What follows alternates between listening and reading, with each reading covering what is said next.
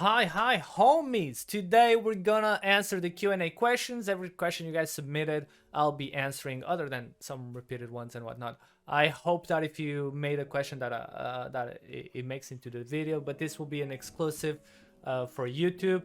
So to whoever on YouTube finds me, go check me out on twitch.tv/RevMeerkat. And for people that come from Twitch, please consider subscribing to the YouTube channel. I'm trying to make more content into this, but this kind of exclusive content will not be too much of a thing. It's just mainly for the Q&A because it made more sense.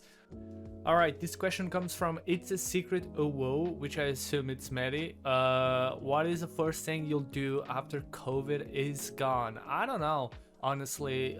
Maybe going back to France, into visiting some family, hopefully having some trips. Ideally my dream would be to go to America, meeting a lot of people that I care about that live there, and other friend streamers, getting into TwitchCon and stuff like that. But realistically, my life, I think, it's gonna be the same. I'll keep doing what I do, and I don't think I have a specific goal from once COVID is gone, but we'll see. This question comes from Boss Acker 5000. How big is your penis? To be fair, you did say ask me anything. I'm sorry, Rev.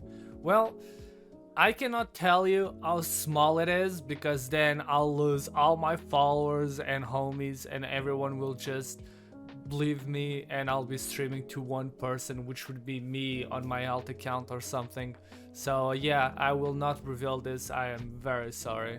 Another question from Bosshacker 5000. When did you start streaming? I started streaming seriously in the 5th of May last year, so a bit over 1 year now. And yeah, it's been a lot of fun. And a question to add to that: what drove you to start streaming? Well, I used to stream for friends like Closona and even my girlfriend, completely offline, as in, like, I would stream from my PS4. I didn't own a PC, so I didn't even check chat. I didn't do anything. The only reason I streamed was to show them a game they wanted to see, or if a friend wanted to buy a game they weren't sure, and if I had it, I would stream it to show them a bit how the game works. And what ended up happening is that I was playing Final Fantasy XIV with quite a few friends there, Closona being one of them, and we decided to do community nights and play some Jackbox, and I would share my screen through Twitch, because again, I didn't own a PC or Discord to do it. And then I just started getting followers and people wanted to play with us. So what ended up happening is, just one day I decided to go live with Jackbox because people kept asking, and now we're here. Now we're here. Apparently, it just worked well enough. Another question from Bosshacker 5000. What is the first game you ever played? It's a very big blur. I do think it's either Smash for the 64 or Pokemon Snap. It's either or, but once I got introduced to games, I just got really introduced to a lot of games. My cousin, which had a 64 and a PS1, had a bunch of games that I played. I had a lot of friends that I would go to their house after school, and they had all sorts of stuff like Tekken, Final Fantasy, and stuff like that. So I really, once it started to kick off my introduction to video games, it really just exploded. I was introduced to so many games in a row. But my first game that I finished and that I went really into it to 100% and everything was Final Fantasy IX and Kingdom Hearts 1 and 2. Those were the three main games that I really like, went all in on it, looking up guides, and not on the internet because it was still hard to find those. I would just find guides in libraries and stuff. They would sell those game guides for it. Next question from Pike the Homie. What's your best tip for streamers and such? Been wanting to experiment and go beyond my borders with the Twitch experience, and you're the best I know is. If I'm the best I know, that's your first step. It's to get to know how Twitch works and how the community works, and try to experiment with that.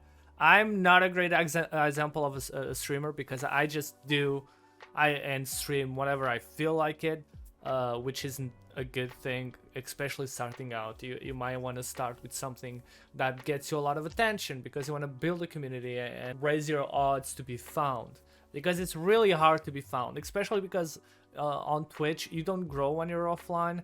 So you really have to do stuff like YouTube or TikTok or Twitter if you really want to get in there and grow faster. You have to ask yourself, what's your goals on Twitch, or what's your goals on content creation, if that's what you want to do.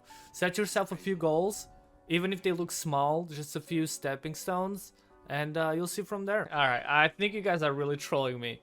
This is not okay. I need to start saying this. These are actually people asking the questions, all right?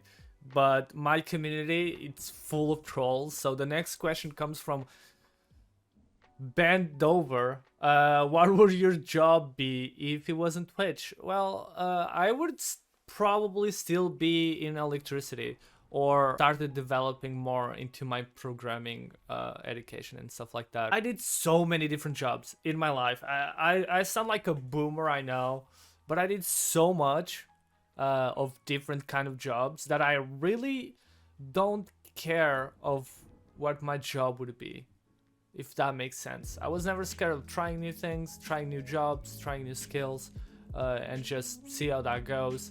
I mean, I even changed countries out of the blue to see how that went, and it went okay to some extent. Probably, given my location and whatnot, I'll probably go back to being a barman. All right, next question from Mike Hunt. I hate you. What got you into Twitch? Well, I already answered how I started, but I'll take this chance to explain what really got me into continuing Twitch. And it's a mix of a lot of things. A mix of just having free time because of COVID, a mix of meeting a lot of cool people that have been very funny and making my day better just by doing stupid, silly jokes with Jackbox, and support. I've been getting a lot of support.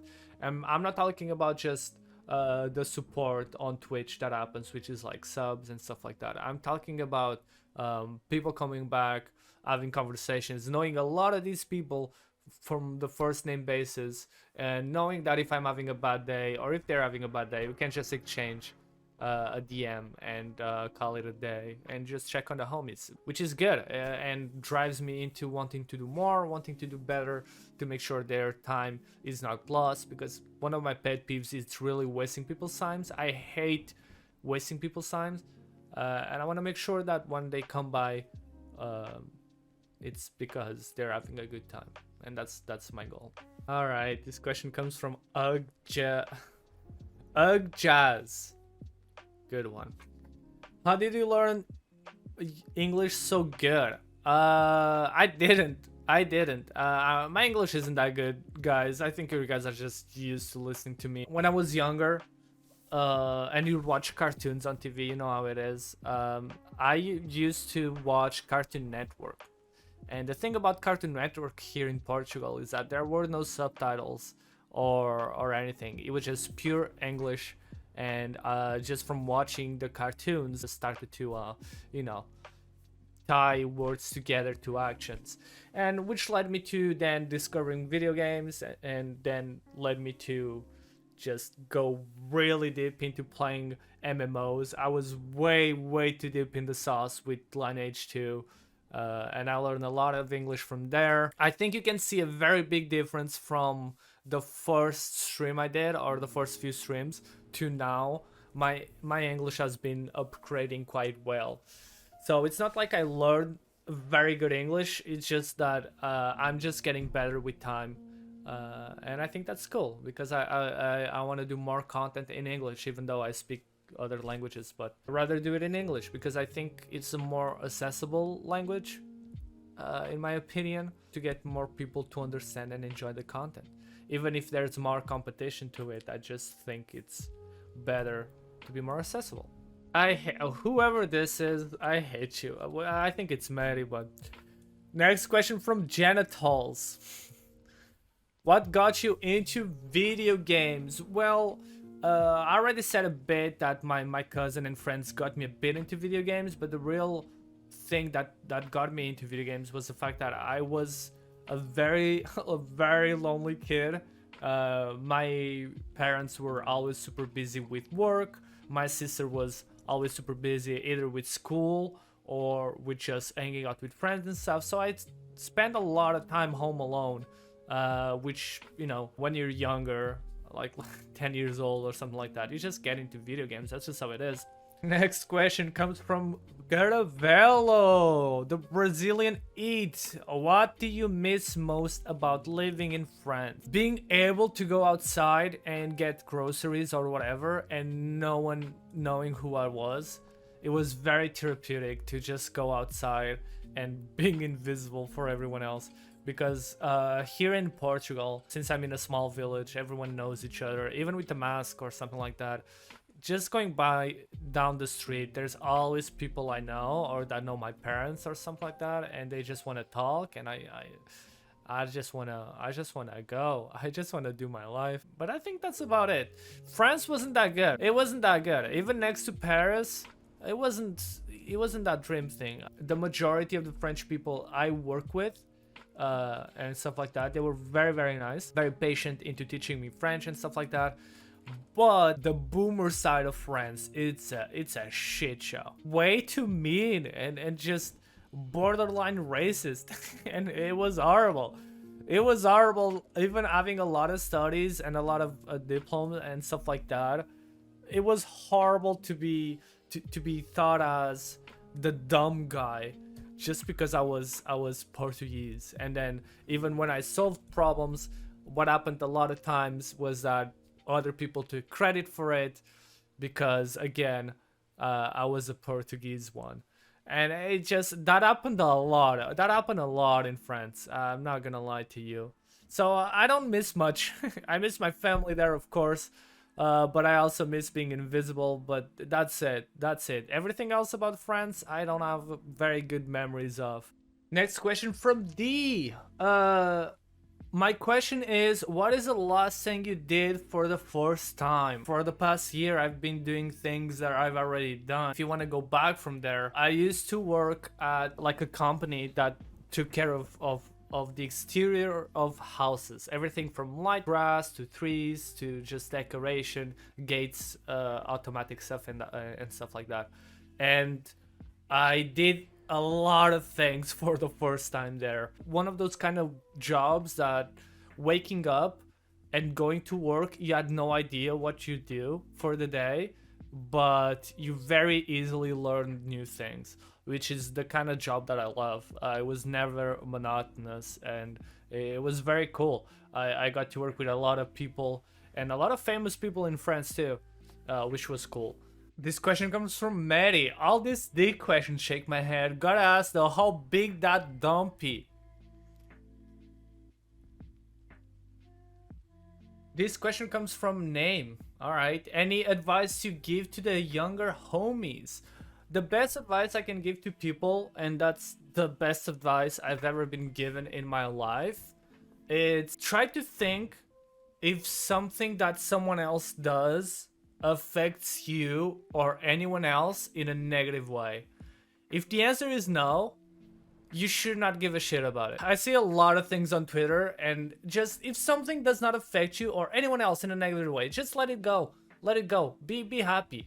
A lot of people seems like they find and they try to find things to make them sadder or angry because it's easy to hate. Just live life a bit on a step back. It's fine. And that's the advice I go by. People being born differently or having a different sexuality than you have, it doesn't affect you in any way. It's their life. Just step back, and if you don't want to support them, then you don't have to put them down. You just let it go. And that's the best advice I can give. Yeah, let people live their lives. And by proxy, you'll enjoy living yours. Next question from Any Position. Okay.